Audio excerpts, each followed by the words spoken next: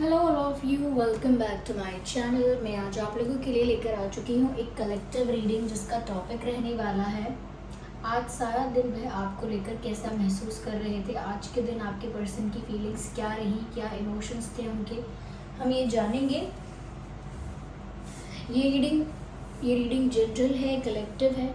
हो सकता है कि आपकी सिचुएशन के साथ एक्यूरेटली रेजोनेट करे, हो सकता है सिर्फ कुछ परसेंट रेजोनेट करे। तो ओपन माइंडेड होकर सुनिएगा और ज़बरदस्ती अपने आप को रीडिंग में फिट इन करने की कोशिश मत कीजिएगा। Okay, let's start the reading. सबसे पहले okay, the brightness and the consciousness.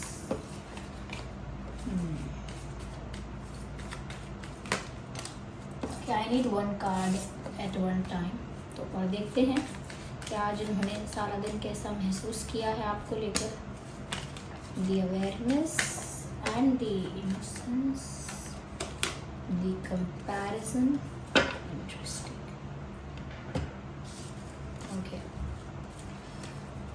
सबसे पहले व्यूअर्स, मुझे ऐसा लगता है कहीं ना कहीं आज इस पर्सन को एहसास हुआ है इस बात का। सिर्फ आज नहीं, इन दिनों कह सकते हैं, लेकिन आज को हम स्पेशली कंसिडर करेंगे क्योंकि रीडिंग आज की एनर्जी के लिए।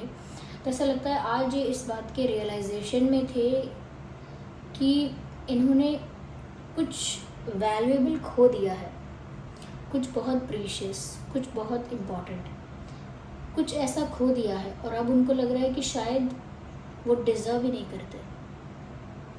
And I think it is about you, it is about love, कि उन्होंने कुछ ऐसा खो दिया है जो बहुत प्रीशियस है, बहुत वैल्यूएबल है। ओके, या कह सकते हैं कि बहुत इम्पॉर्टेंट है और अब शायद वो उसे खो चुके हैं बिकॉज वो उसको डिज़र्व नहीं करते। That's how they are feeling और that's how they felt today. ऐसा उन्हें आज महसूस हुआ है। ऐसा लग तो रहा है व्यूअर्स, कहीं ना कहीं समय रहते चीज़ को संभाला ना जाए, जब ये समय रहते सिचुएशन को या रिलेशनशिप को या वट एवर इट इज़ उसको मेंटेन ना किया जाए, प्रिजर्व ना किया जाए, इनफ स्टेप्स ना लिए जाएं उसे मेंटेन रखने के लिए, प्रिजर्व और प्रोटेक्ट करने के लिए, तो वो चीज़ हाथ से भी निकल जाती है, ख़राब भी हो जाती है, बर्बाद भी हो जाती है और कहीं ना कहीं नष्ट हो जाती है, ख़त्म हो जाता है। तो कहीं ना कहीं उनके साथ भी कुछ ऐसा हुआ है और अब वो रिग्रेट भी फील कर रहे हैं। रियलाइजेशन तो है ही, एहसास हुआ है, साथ ही साथ पछतावा है, एक रिग्रेट है एक, कि उन्होंने समय रहते काश कुछ कर लिया होता, काश उन्होंने चीज़ें अलग ढंग से मैनेज की होती, काश सिर्फ थोड़ा सा पर्सपेक्टिव चेंज किया होता अपना, ये थोड़ा सा अपना बिहेवियर में या एटीट्यूड में थोड़े से करेक्शंस या थोड़े से इम्प्रूवमेंट किया होता, तो शायद सिचुएशन उनके फेवर में होती या बेटर होती, या शायद उन्होंने वो वैल्यूएबल पर्सन, वो वैल्यूएबल रिलेशनशिप ना खोया होता। तो ऐसा लगता है कि रिग्रेट में भी हैं, कहीं ना कहीं अनडिज़र्विंग भी फील कर रहे हैं कि शायद वो डिज़र्व नहीं करते, क्योंकि उनको शायद उस चीज़ की वैल्यू नहीं पता जो इतनी इम्पॉर्टेंट है, इतनी प्रीशियस है, जब तक वो चीज़ चली ना जाए।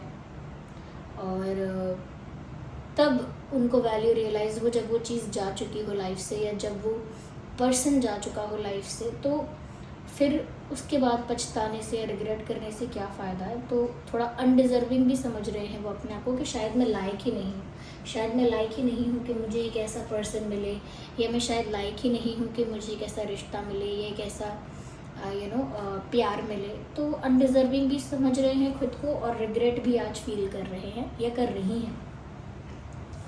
यहाँ मुझे ऐसा भी नज़र आ रहा है व्यूअर्स, कहीं ना कहीं वो आज मिस कर रहे थे आपका वो भोलापन, वो चुलबुलापन, वो थोड़ा नॉटी होना या थोड़ा जॉयफुल होना, थोड़ा प्लेफुल होना या थोड़ा फ़नी होना, कुछ ऐसी चीज़ें जो दर्शाती हैं कि आप कितने फ़न लविंग हो, कितने हैप्पी हो, कितने जॉयफुल हो। तो कुछ ऐसे मोमेंट्स आपके बारे में, कुछ ऐसी बातें वो याद कर रहे थे। कहीं ना कहीं वो ऐसी बातें हैं जो दर्शाती हैं कि आप कितने प्लेफुल हैं, कितनी चाइल्ड लाइक एनर्जी है आपकी, कितना कितनी मासूमियत है आप में, कितना भोलापन है, कितनी सरलता है और कितनी नादानी है, ये भी कह सकते हैं। तो वो सब चीज़ें मिस कर रहे थे आज के दिन। उन्हें लग रहा था कि ये जो इनोसेंस है, ये जो प्योरिटी है, ये आज के समय में मुझे ढूंढने से भी नहीं मिल सकती है। ये जो प्योरिटी है फीलिंग्स में, ये मुझे आज के समय में ढूंढने से भी नहीं मिलती। लेकिन मुझे सामने से अगर ये चीज़ मिली है और मैंने उस चीज़ की वैल्यू नहीं की, उस प्यार की, पर्सन की वैल्यू नहीं की, और आज मैं उस चीज़ को खो के बैठा हूँ या बैठी हूँ, ये कहीं ना कहीं ऑलमोस्ट मेरा लॉस हो चुका है। तो यहाँ पर ऐसा लगता तो है व्यूअर्स कि ये जो पर्सन है काफ़ी आपके भोलेपन को, आपके बचपने को, आपकी मासूमियत को बहुत मिस कर रहे हैं। कहीं ना कहीं वो ऐसा भी सोच रहे थे कि आप शक्ल से भी, बाय फेस, आप कितने ज़्यादा इनोसेंट दिखते हो या दिखती हो। तो उनको ऐसा लगता है व्यूअर्स कि या तो आप सच में बहुत इनोसेंट हो, भोले हो, काफ़ी भोले सीधे साधे गऊ जैसे नहीं तो आप अगर हो नहीं तो शायद दिखते हो। कई लोग होते हैं ना कि दिखते नहीं हैं सीधे साधे लेकिन होते हैं। कई लोग होते हैं शक्ल से बहुत भोले दिखते हैं लेकिन होते नहीं हैं, और कई लोग होते हैं जो दोनों ही होते हैं, दिखते भी भोले हैं और सच में भी भोले होते हैं। तो आप उन्हें किसी तरह से तो काफ़ी इनोसेंट लगते हो, काफ़ी चाइल्ड लाइक एनर्जी उनको आपकी लगती है, काफ़ी प्लेफुल और हैप्पी पर्सन लगते हो, हैप्पी गो लकी पर्सन इस टाइप के आप लगते हो। और अब वो उन बातों को मिस कर रहे हैं। फॉर ग्रांटेड लेने का नतीजा है जो ये महसूस कर रहे हैं। पर्सन को, प्यार को, किसी को फॉर ग्रांटेड जब लेते हैं तो फिर बाद में ऐसा ही महसूस होता है, ये ऐसा ही फेस करना पड़ता है।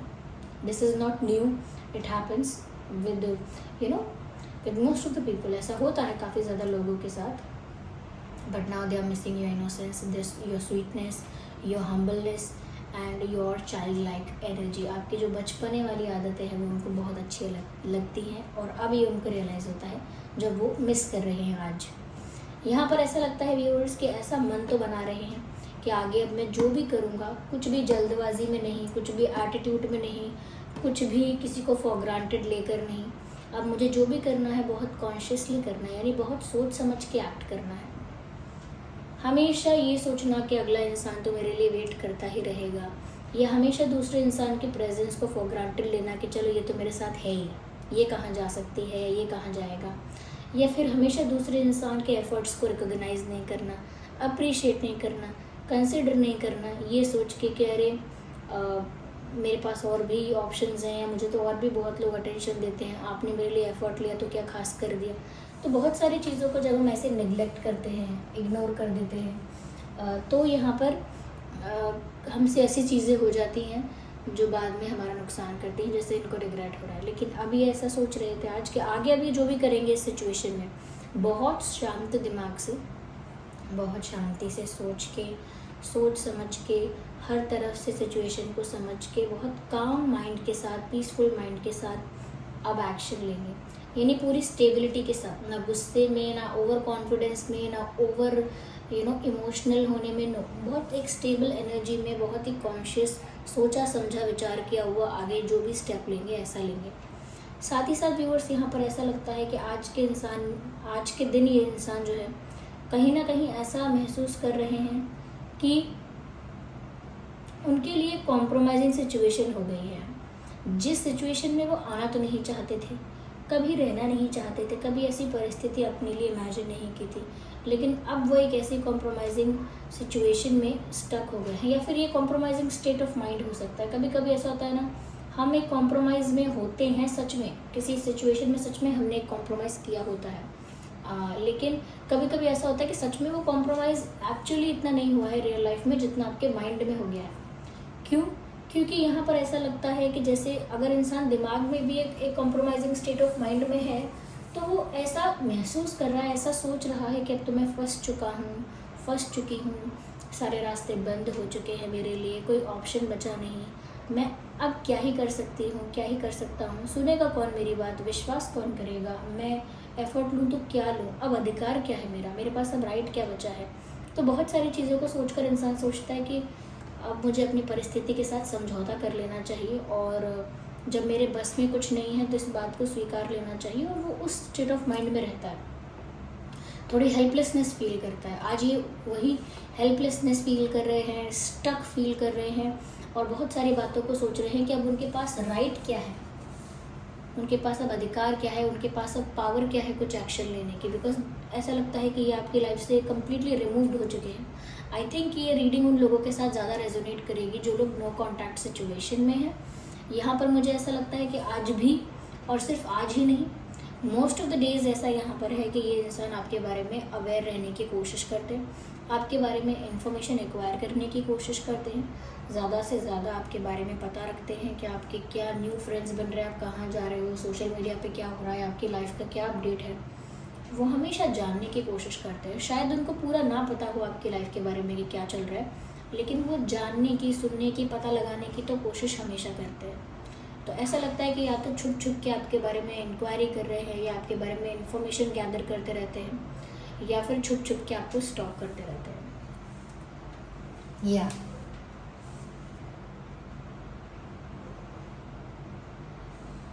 स्टॉकिंग भी मुझे लगता है काफ़ी हुई है आज के दिन।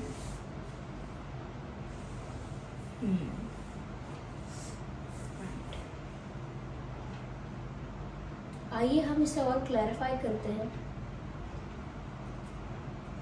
Just a second viewers.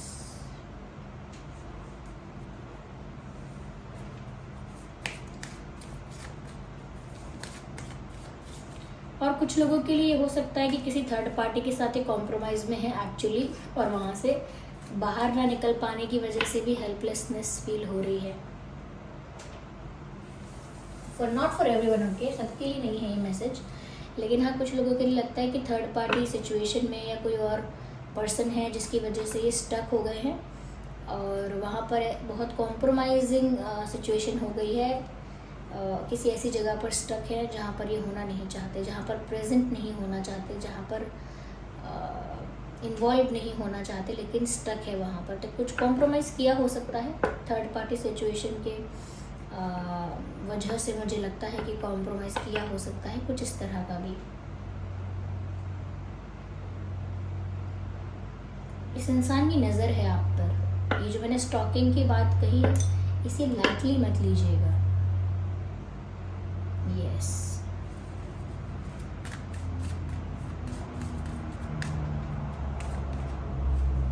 है। मुझे यहाँ पर ऐसा लगता है व्यूअर्स कि ये जो इंसान है कहीं ना कहीं कह सकते हैं कि बहुत टूट चुके हैं, जिसे उम्मीद हारना, हिम्मत हारना, कहीं ना कहीं उनको जो दुख है, जो दर्द है, जो तकलीफ़ है, वो बार बार ट्रिगर होती है किसी की बातों से, किसी के बिहेवियर से। या तो आप कुछ ऐसा करते हो जिस वजह से और जेलस हो जाते हैं या और सैड हो जाते हैं, या इनको कोई ऐसी बातें बता देता है आपके बारे में जिसकी वजह से सुन के इनको काफ़ी अपसेट फील होता है। कुछ तो ऐसा है जो इनको और ट्रिगर कर रहा है। आज भी ऐसा हुआ हो सकता है। Why am I doing this क्यों मैं इतना फंबल करती हूँ। आज भी ऐसा हुआ हो सकता है कि इनको किसी ने शायद आपके बारे में कुछ बोला हो, तो कुछ ऐसा बोल दिया जिसकी वजह से ये हर्ट हो गए, आपकी लाइफ के बारे में कुछ पता लगा, या फिर खुद अज्यूम कर लिया और हर्ट हुए, या फिर कुछ ऐसा अज्यूम करके कि पता नहीं ये भी हो सकता है, वो भी हो सकता है, फिर दुखी हो गए। यानी कि आजकल ऐसा चल रहा है इनके साथ कि ज़्यादा दुख मिल रहे हैं या फिर इनके दुख को ना लोग वापस क्या कहते हैं, सुई चुभो के जाते हैं। I am not laughing on their pain, लेकिन मतलब एग्जाम्पल पे हंस रही हूँ, सुई चुभोना। They are very passionate about you, they are very passionate about you. ऐसा लगता है कि वो आज भी ऐसा फील कर रहे थे कि जैसे वो भाग कर आप पर आ जाए, आप पर नहीं आ जाए आपके पास आ जाए। यस, वो भाग कर दौड़ के आपके पास आ जाए, ज़्यादा पेशेंस ना रखना पड़े, ज़्यादा वेट ना करना पड़े, ज़्यादा धैर्य धीरज ना रखना पड़े, बस स्पीड में वो आप तक पहुंच जाए। बहुत पैशनेट है ये आपके लिए, लेकिन अंदर से बहुत ज़्यादा डैमेज और वल्नरेबल नज़र आते हैं।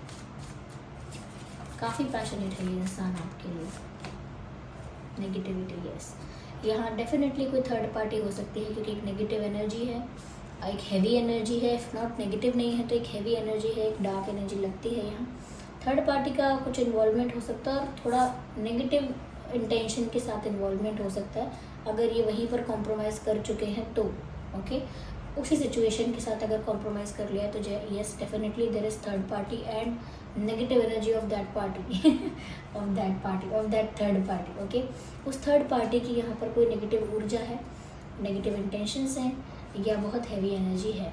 कहीं ना कहीं वो भी ये हैवी एनर्जी फील करते हैं, इस वजह से ज़्यादा सैड, ज़्यादा लो एनर्जी में रहते हैं। या so this was the reading viewers. चलिए फिर मिलते हैं अगली रीडिंग में, तब तक के लिए bye bye family, take care, love you all.